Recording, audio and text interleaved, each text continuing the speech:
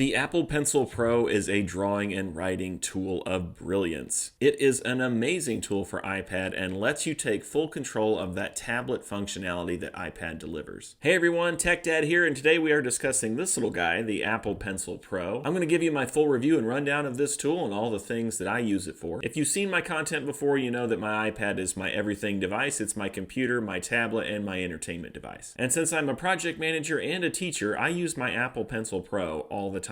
In fact, I think this thing is what gives the iPad a leg up over traditional computers. And if you have an iPad but you don't have an Apple Pencil Pro yet, maybe you're considering getting one, we're going to talk about some good reasons why this should be on your purchase list. Now, to me, I've been using an iPad for over 10 years, and it's funny that we even have this little device. If you remember way back when to Steve Jobs, when he first introduced the iPhone and he was sort of making fun of a stylus, he said, absolutely, we're not going to use a stylus with the iPhone. Now, who wants a stylus? You have to get them and put them away and you lose them. Yuck. Nobody wants a stylus. So let's not use a stylus.